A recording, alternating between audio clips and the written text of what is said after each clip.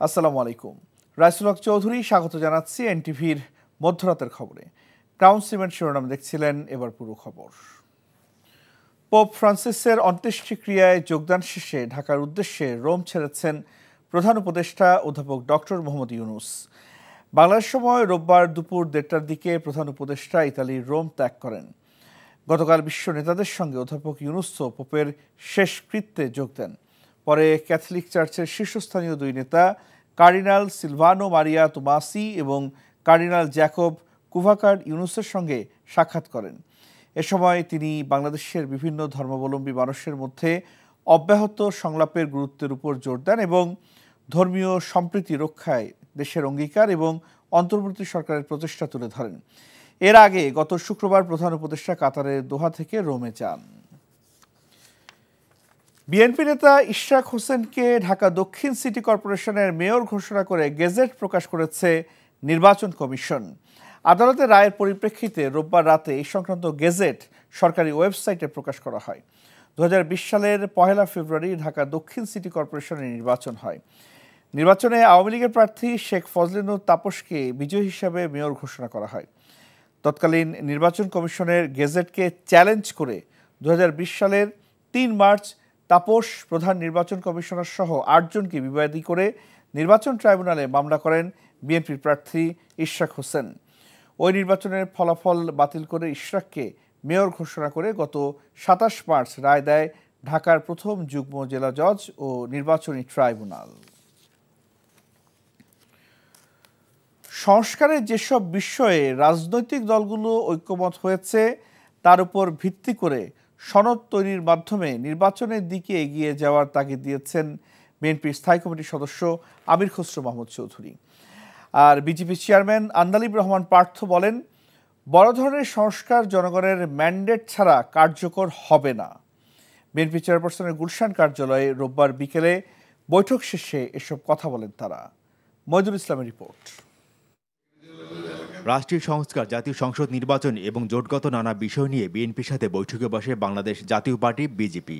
বৈঠক শেষে ব্রিফিংয়ে বিএনপির স্থায়ী কমিটির সদস্য আমির খসরু মাহমুদ চৌধুরী কথা বলেন সরকারের চলমান সংস্কার প্রসঙ্গে। তিনি বলেন, যেসব সংস্কারে সবাই ঐক্যমত্য হয়েছে সেগুলো বাস্তবায়ন করে দ্রুত নির্বাচন দিতে হবে। সবাইকে যে একমত হতে হবে এটা যারা চিন্তা করে, এটা একটা বাকশালী চিন্তা। কারণ বিভিন্ন দলের বিভিন্ন দর্শন, চিন্তা ভাবনা থাকবে, ভিন্নমত থাকবে। বিষয়টা হচ্ছে যেখানে ঐক্যমত হয়েছে সেগুলোর বাইরে সংস্কার করার কোনো সুযোগ নেই। এর বাইরে যেটা করতে যাবে সেটা আপনাকে ডেমোক্রেটিক প্রসেসের মাধ্যমে আসতে হবে, নির্বাচনের প্রক্রিয়ার মাধ্যমে আসতে হবে, জনগণের ম্যান্ডেট নিয়ে আসতে হবে।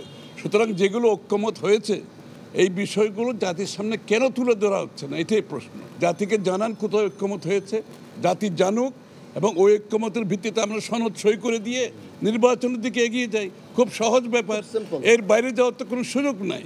এ সময় বাংলাদেশ জাতীয় পার্টি বিজেপির চেয়ারম্যান আন্দালিব রহমান পার্থ বলেন, সরকার আন্তরিক হলে আগামী ডিসেম্বরের মধ্যে জাতীয় নির্বাচন সম্ভব।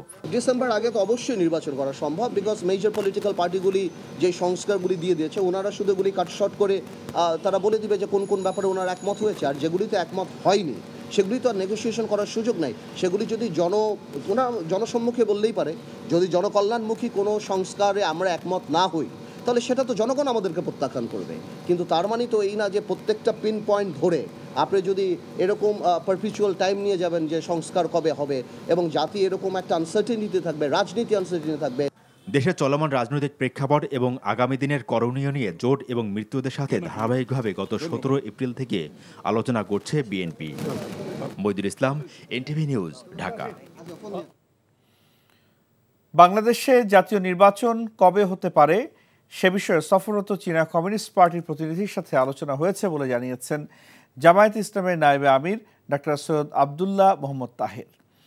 রোববার বিকেলে রাজধানীর একটি হোটেলে 3 সদস্যের চীনা প্রতিনিধির সাথে বৈঠকের পর এই কথা বলেন তিনি। জানান, আলোচনায় রোহিঙ্গাদের ফেরত প্রক্রিয়া, আঞ্চলিক নিরাপত্তা ও দুদেশের বাণিজ্যের বিষয়টিও স্থান পায়। চীন বর্তমান সরকারের সাথে বাণিজ্যিক সম্পর্ক ধরে রেখে এগিয়ে যেতে চায় বলেও জানান তিনি। জামায়াতের নায়েবে আমির বলেন, বাংলাদেশের সবচেয়ে বড় বিনিয়োগকারী দেশ হিসেবে চীন নতুন নতুন বিনিয়োগ অব্যাহত রাখবে বলেও জানিয়েছে প্রতিনিধি দল। ভারত বাংলাদেশে ট্রানজিট সুবিধা স্থগিত করার পর রপ্তানি দ্রুত করতে সিলেট ওসমানী আন্তর্জাতিক বিমানবন্দর থেকে রোববার কার্গো ফ্লাইট চালু হলো। বেসামরিক বিমান চলাচল উপদেষ্টা শেখ বশিরউদ্দিন বলেন, ভারতের চেয়ে কম খরচে পণ্য রপ্তানির সুযোগ তৈরি করছে সরকার। নিয়ামুল আজিজ সাদিকের রিপোর্ট। গ্যালিস্টিয়ার এয়ারলাইন্সের সাদা রঙের এয়ারবাসটি ওয়াটার স্যালুটের মাধ্যমে ওসমানী আন্তর্জাতিক বিমানবন্দর থেকে প্রথম কার্গো ফ্লাইট হিসেবে যাত্রা শুরু করল। এর আগে পোশাক শিল্পের ৬০ টন মালামাল প্যাকেজিং শেষ করে কার্গোতে লোড করা হয়। বাণিজ্য উপদেষ্টা শেখ বশিরউদ্দিন সহ ব্যবসায়ী নেতারা ওসমানী বিমানবন্দরে কার্গো ভিলেজ পরিদর্শন করেন। পরে এক অনুষ্ঠানে তিনি বলেন, কার্গোতে পণ্য পরিবহন ভারত থেকে কম খরচে দিতে পারবে সরকার। আমরা যদি আন্তর্জাতিক ফ্রেট কস্ট ৩৭% অলরেডি কমাতে পারি মাত্র ২-৩ সপ্তাহের ব্যবধানে, এবং আমি মনে করছি যে এটা থেকে আরো অনেক কমবে ইনশাআল্লাহ।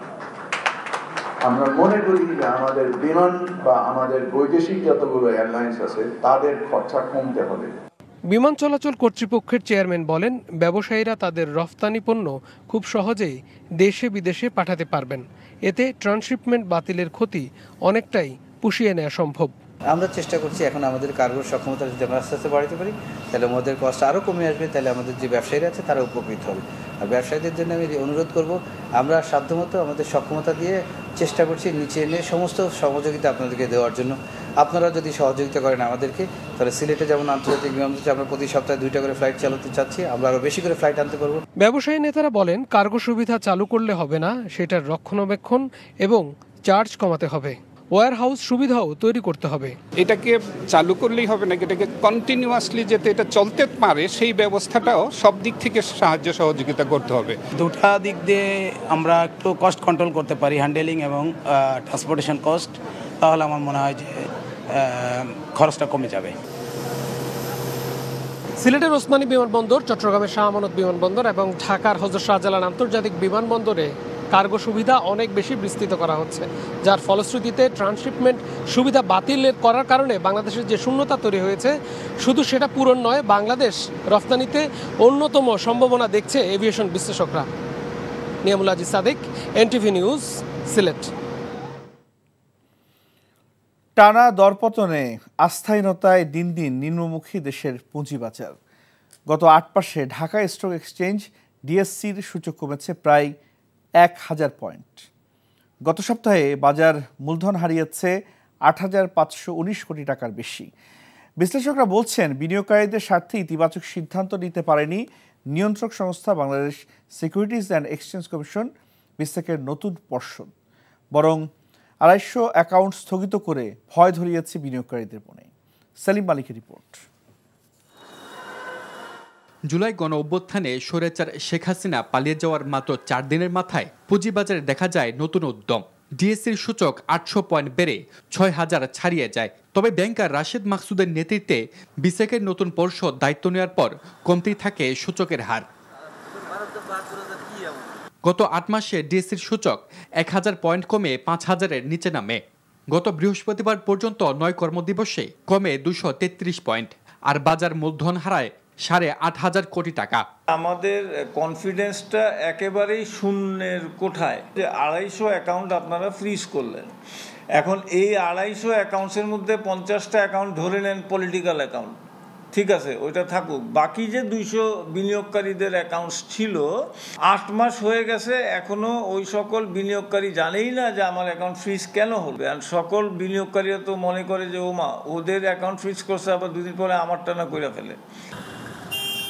এমন বাস্তবতায় পুঁজি হারিয়ে নিঃস্ব হতে থাকেন বিনিয়োগকারীরা। প্রতিবাদে গত বুধবার মতিঝিলে ডিএসসির সামনে রাস্তায় নেমে আন্দোলন করেন তারা। চান বিসেক চেয়ারম্যানের পদত্যাগ। ডোরিন পাওয়ার আমার কিনা ৬০ টাকা, সেটা চলে আসছে ২০ টাকায়। শাহজিবাজার কিনা ৮০ টাকা, সেটা চলে আসছে ৩০ টাকা। এরকম যদি প্রত্যেকটা স্টককে যদি ধরে ধরে বলি, তাহলে মানে 50, 60, 70% করে নাই। ওনার জয়েন করার পর থেকে মূলধন হারিয়েছে, মার্কেট হচ্ছে প্রায় ৮০,০০০ কোটি টাকা। মার্কেট ইন্ডেক্স হারাইছে প্রায় ১,০০০ পয়েন্ট, এবং কর্মসংস্থান হারিয়েছে প্রায় ২ থেকে ৩,০০০ ব্রোকার হাউসের সাথে যারা জড়িত। স্বৈরাচারী সরকার ১৫ বছরে যত টাকা আমার খুঁয়েছে, এই আমার লাম্প গ্রান্টের টাকা ২৫ লাখ টাকা এই রাশেদ মাসুদ দায়িত্ব পাওয়ার পর এই ৮ মাসে ২৫ লাখ টাকাও শেষ হয়ে গেল। জিরো। বিশ্লেষকদের মতে ব্যাংক খাতের মতো পুঁজিবাজারেরও সংস্কার জরুরি। সরকারকে অবশ্যই জোরালোভাবে তার রাজনৈতিক অঙ্গীকারটি ঘোষণা করতে হবে। মনে রাখতে হবে যে আমরা ব্যাংকিং খাতের সুশাসন নিয়ে বা ব্যাংক যত রকমের কথা হয়েছে, সাম্প্রতিককালে পুঁজিবাজারের সুশাসন বা পুঁজিবাজারে যারা এই ম্যানিপুলেশনের সাথে যারা জড়িত ছিল তাদের বিরুদ্ধে কিন্তু এখনও খুব বড় কোনো রকমের ব্যবস্থা নিতে দেখিনি। সরকারকে ওই ব্যবস্থাগুলো নিতে হবে। এদিকে চলতি সপ্তাহের প্রথম কার্যদিবস রোববার বাজারে 22.8 পয়েন্ট বেড়ে সূচক দাঁড়িয়েছে 4,995 পয়েন্টে। সেলিম মালিক, এনটিভি নিউজ, ঢাকা। শর্ত সাপেক্ষে রাখাইনে সহায়তা পাঠাতে মানবিক করিডোর দিতে জাতিসংঘের প্রস্তাবে একমত বাংলাদেশ। রোহিঙ্গা জনগোষ্ঠীকে ফেরত পাঠাতে প্রয়োজনীয় সব পদক্ষেপ নেওয়ার কথা জানিয়েছেন পররাষ্ট্র উপদেষ্টা মোহাম্মদ তৌহিদ হোসেন। ভারত পাকিস্তান উত্তেজনা ইস্যুতে তিনি বলেন, দুই দেশ চাইলে বাংলাদেশ মধ্যস্থতা করতে পারে। রোববার বিকেলে পররাষ্ট্র মন্ত্রণালয়ের প্রশ্নের জবাবে তিনি বলেন, দু একটি দেশের পক্ষ থেকে মধ্যস্থতা করার প্রস্তাব এসেছে। বাংলাদেশও চায় আলাপ আলোচনার মাধ্যমে সমস্যার সমাধান। এ সময় ভারতের গুজরাটে বাংলাদেশিদের গ্রেপ্তারের বিষয়ে কোনো প্রমাণ মেলেনি জানিয়ে তিনি বলেন, উপযুক্ত প্রমাণ পেলে ব্যবস্থা নেওয়া হবে। আমাদের অবস্থান হচ্ছে খুব স্পষ্ট, আমরা শান্তি চাই দক্ষিণ এশিয়ায়। আমরা তো মিয়ানমারের অভ্যন্তরীণ সংঘাত তো আমাদের স্বার্থের সাথে সংশ্লিষ্ট, কারণ মিয়ানমারের একটা বিরাট জনগোষ্ঠী তো আমাদের দেশে এসে আশ্রয় নিয়ে আছে এবং তাদেরকে আমরা ফেরত পাঠাতে চাই। আমি এটুকু আপনাদেরকে বলতে পারি, নীতিগতভাবে আমরা তো সম্মত, কারণ এটা হিউম্যানিটেরিয়ান একটা প্যাসেজ হবে, কিন্তু এটার কিছু আমাদের কিছু শর্তাবলী আছে, সেগুলি আমি ডিটেলস এখন যাচ্ছি না। সেই শর্তাবলী যদি পালিত হয় আমরা এটা অবশ্যই কোঅপারেট করব। সরকারি কর্ম কমিশন পিএসসি সংস্কারের দাবিতে শিক্ষার্থীদের অনশন ও তীব্র আন্দোলনের মুখে ৪৬তম বিসিএসের আবশ্যিক বিষয়ের লিখিত পরীক্ষা স্থগিত করা হয়েছে। পরীক্ষাটি মে মাসে হওয়ার কথা ছিল। রোববার ঢাকা বিশ্ববিদ্যালয়ের রাজু ভাস্কর্যের সামনে এই ঘোষণা দেন যুব ও ক্রীড়া মন্ত্রণালয়ের উপদেষ্টা আসিফ মাহমুদ সজীব ভূঁইয়া। উপদেষ্টা ও পিএসসি সদস্যদের আশ্বাসে পরে অনশন ভাঙেন আন্দোলনরত শিক্ষার্থীরা। সিদ্ধান্তের আগে সন্ধ্যায় পিএসসি সংস্কারের ৮ দফা দাবি বাস্তবায়ন, প্রশ্ন ফাঁসে জড়িতদের শাস্তির দাবি এবং রাজুতে অনশনরতদের প্রতি সংহতি জানিয়ে আন্দোলন করছেন সারা দেশের শিক্ষার্থী ও চাকরি প্রার্থীরা। উপদেষ্টা আসিফ মাহমুদ ভূঁইয়ার সাবেক এপিএস মোয়াজ্জেম হোসেন, স্বাস্থ্য উপদেষ্টা নূরজাহান বেগমের সাবেক পিও তুহিন ফারাবি এবং সমন্বয় গাজী সালাউদ্দিন ফারাবির বিরুদ্ধে দুর্নীতির অভিযোগে গোয়েন্দা কার্যক্রম শুরু করেছে দুর্নীতি দমন কমিশন দুদক। রোববার বিকেলের প্রশ্নের জবাবে এই কথা বলেন দুদক মহাপরিচালক মোহাম্মদ আক্তার হোসেন। বলেন, এছাড়াও বৈষম্যবিরোধী ছাত্র আন্দোলনের সমন্বয়ক হাজী সালাউদ্দিন তানভীরের বিরুদ্ধে ডিসি নিয়োগ ও যুগ্ম সচিব পদে পদোন্নতির তদবির করে অনৈতিক অর্থ উপার্জনের অভিযোগ অনুসন্ধান শুরু করা হয়েছে। আক্তার হোসেন জানান, দুদক আইন অনুযায়ী তাদের দুর্নীতির অভিযোগের প্রাথমিক অনুসন্ধান শুরু হয়েছে। শিগগির এ ব্যাপারে গুরুত্বপূর্ণ তথ্য জানানো হবে।